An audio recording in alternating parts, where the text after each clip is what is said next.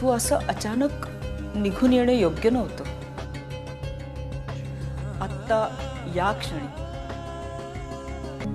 मला आता भीतीच वाटायला लागली. आम्ही नाही रे, अरे हे सगळं असं झालं ना म्हणून ती एकटी बसली असेल जाऊन शांतपणे. पण तिने काहीतरी काहीही करणार नाहीये म्हणे ती. आई बोल ना ग काहीतरी. आई बाबा गेली ग, बोल ना काहीतरी. आई रड ना ग.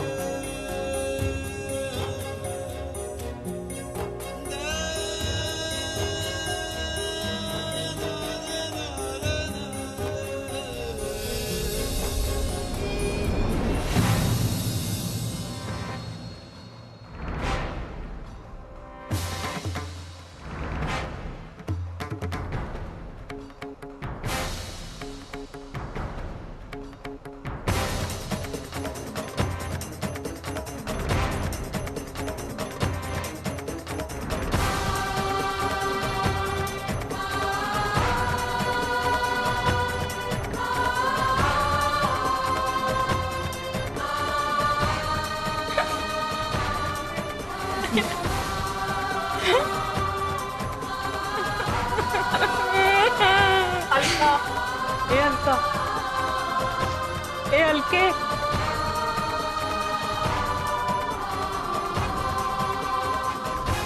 अगं मी विद्या मी.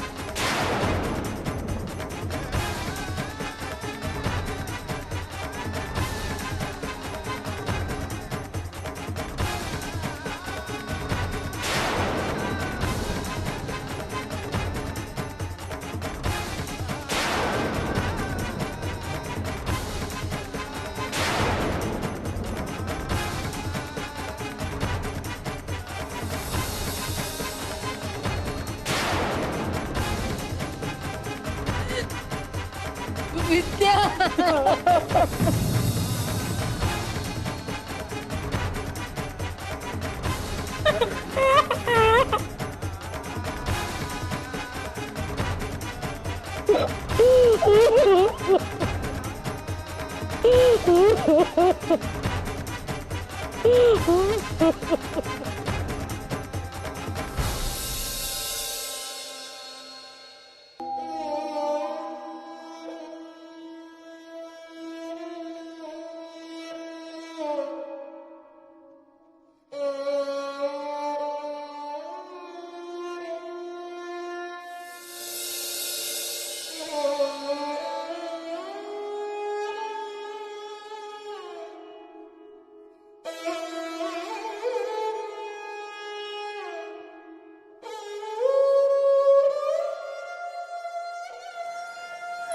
आई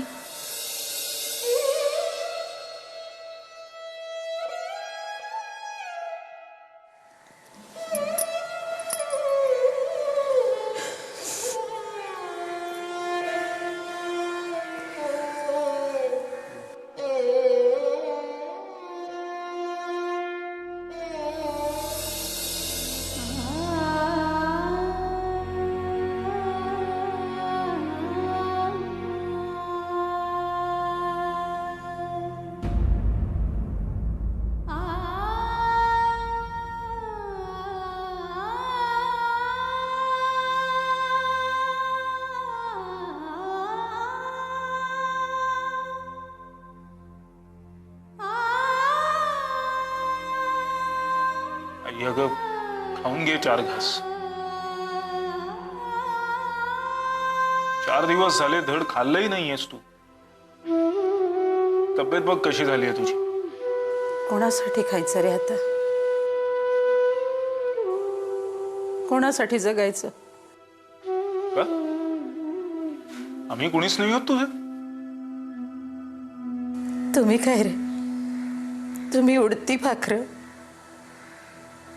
थोडा वेळ या फांदीवर बसाल आणि उडून जाल लांब. शेवटी मी एकटीच ना. का म्हणून तू एकटी? आम्ही आहोत ना. येत जाऊ आम्ही अधूनमधून इथे. हे असताना कधी धड आली नाहीस, आता येणारेस तू. हे असं नाही ग, प्रत्येकाची काही ना काही कामं असतात. आता ही एवढी लांब बडोद्याला राहते त्यामुळे नाही तिला यायला जमत. आता माझं बघ, मी राहतो 2.5-3 तासावर, पण असं येणं जाणं सारखं जमतं का मला तरी? ते तसं महत्वाचं नाही रे. येणं जाणं फक्त निमित्त. महत्वाचं म्हणजे आपल्या माणसांना जपणं, त्यांची काळजी घेणं. आई, म्हणजे मी आणि शीतल काळजी घेत नाही तुझी? घेता रे, तुम्ही घेता काळजी. पण कसं आहे ना, आपण 2 वेगळ्या पिढीतली माणसं. त्यामुळे काळजीच्या संकल्पना आपल्या वेगळ्याच असणार ना. त्यातून आता मी एकटी, मग माझी एकटीची काळजी वाढणारच ना. आई, तू एकटी नाहीस. मी, शीतल, आम्ही सगळे बरोबर आहोत तुझे. तू अजिबात काळजी करू नकोस. आज आहात रे 2 दिवस, पण एकदा गेलात ना की मागे वळून पाहणार नाही तुम्ही. आई तू उगाचच. शीतल, आई खरंच सांग, असं कधी झालंय का की आम्ही तुझ्याकडे अजिबातच पाहिलेलं नाही? आता रोज बोलणं शक्य होत नाही आम्हाला, पण याचा अर्थ असा नाही होत की आम्ही तुझ्याकडे दुर्लक्ष करतोय, तुझा कधी विचारच करत नाही. एवढा आमचा विचार केला असतास ना तर तू हे केलंच नसतंस. काय काय केलं नसतं?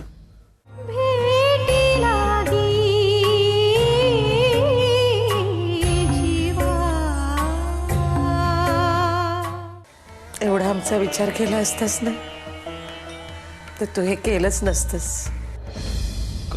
काय काय केलं नसतं? तू हे लग्नच केलं नसतंस.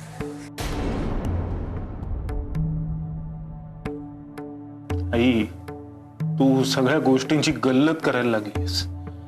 म्हणजे मी तुमची काळजी करणं, मी लग्न करणं, विशेषतः मितालीशी लग्न करणं, हे तुला तसं थोडं काय, तुला पूर्णतः खटकतच आलेलं आहे.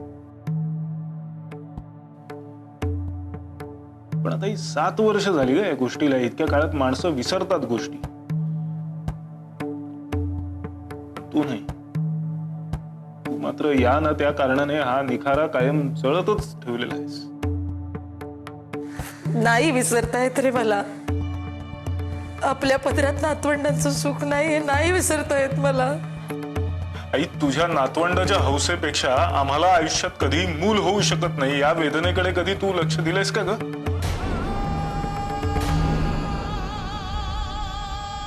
मला म्हणजे विशेषतः मी तू आयुष्यभर आई होऊ शकणार नाहीये. तू सुद्धा आईच आहेस ना. मी किंवा शीतल पोटात असताना तुला काय वाटलं असेल मला नाही समजू शकणार, पण तरी सुद्धा आम्ही असताना आनंदच झाला असेल ना तुला. हा आनंद तिला आयुष्यात कधीही मिळू शकणार नाहीये. हा तिच्याकडून हिरावून घेतला गेलाय. कळतंय मी काय म्हणतो? दादा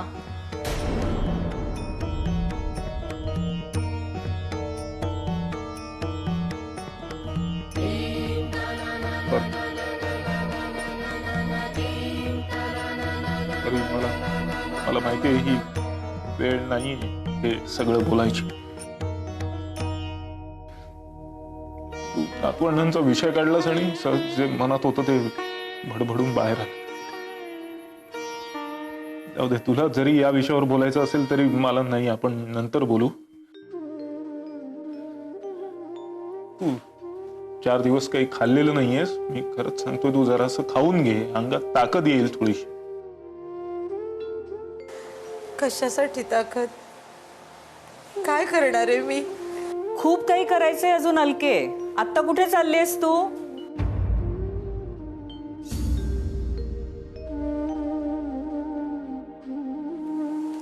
तुझीच तेवढी कमी होती, आता मला समजवायची. काय ग, इथे काय सगळे समजवायला बसलेत तुला? का रे मनोहर? नाही, मी फक्त आईला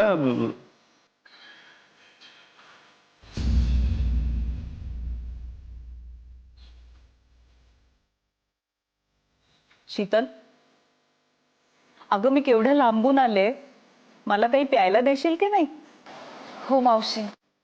आणि अगं काहीतरी खायला पण आण, खूप भूक लागलीये बघ.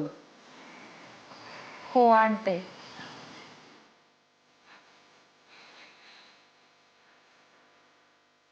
तू खाल्लंयस का ग काही?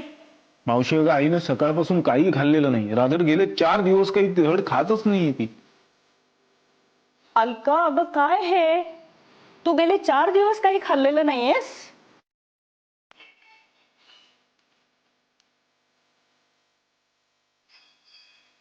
नाही ग, मला इच्छाच नाही आहे काही खाण्याची. अगं असं करून कसं चालेल? तेच मी आईला म्हणत होतो की अगं अंगात ताकद यायला हवी तर काहीतरी खायला नको का? अच्छा, म्हणजे मी आले तेव्हा हा विषय चालला होता तर.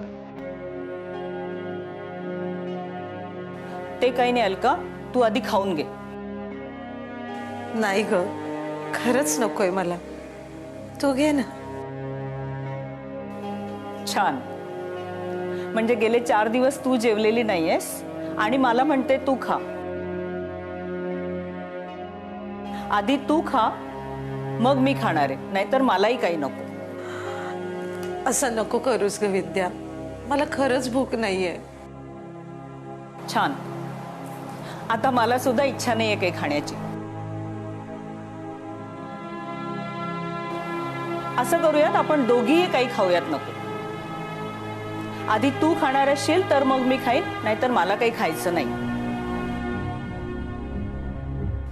हे बघ अलका, तू काहीही समज, मी इमोशनल ब्लॅकमेलिंग करते असं समज, नाहीतर मी नाटक करते असं समज,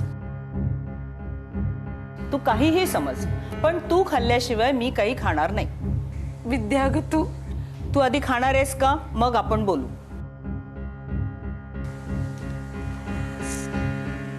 ठीक आहे. काय म्हणालीस? मला ऐकू आलेलं नाही. बरं, होऊ दे तुझ्या मनासारखं. हे बरोबर आहे.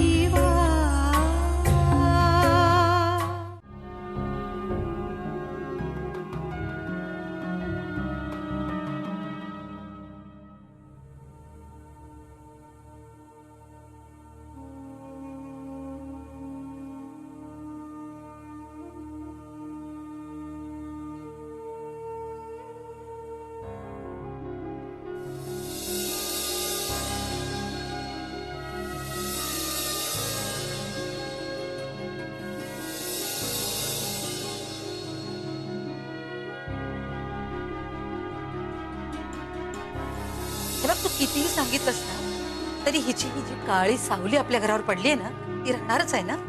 काय बोलतेस तू? हे बघ, तू मनूची बायको असशील पण आमची सून नाहीयेस. त्यांचं असं म्हणणं आहे की बाबांना कुठला तरी जबर मानसिक धक्का बसतो. तुम्ही कुठल्याही गोष्टीचं टेन्शन घ्यायचं नाही हा. तुम्ही लवकर घरी या. मला माहितीये तुम्ही बाहेरचं काही खात नाही. चायनीज फ्राईड राईस आवडतं तुम्हाला माझ्या हातचा.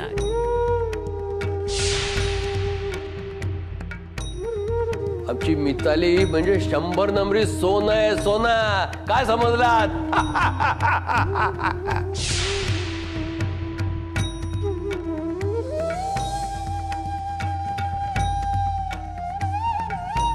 तू पप्पा गेले.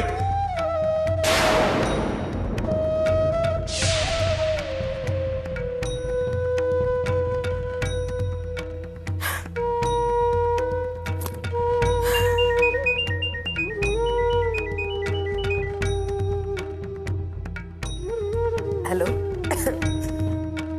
मी आज ऑफिसला येत नाही हा. हा, फाईल्स ज्या आहेत ना त्या पेंडिंग ठेव, मी उद्या बघेन.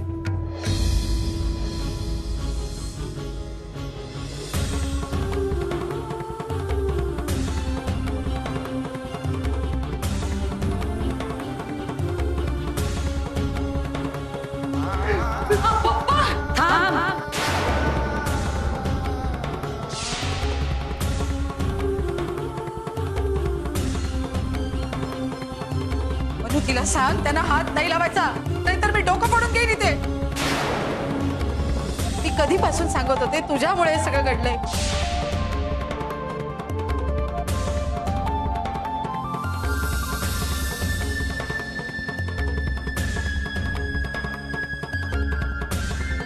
कुठल्या पावलांनी नतद्रष्ट आमच्या घरी आली. सगळं बिनसूनच गेलं. नाही मला माझ्या मुलाचं सुख, नाही नातवंडाचं सुख. अरे ही घेऊन गेले रे त्यांना. तुझा काहीही संबंध नाहीये. तू जा इथून. अरे ही घेऊन गेले रे त्यांना. आमची मिताली म्हणजे 100 नंबरी सोनं आहे, सोना. काय समजलात? आमची मिताली म्हणजे 100 नंबरी सोनं आहे, सोना. काय समजलात? घेऊन गेले रे त्यांना.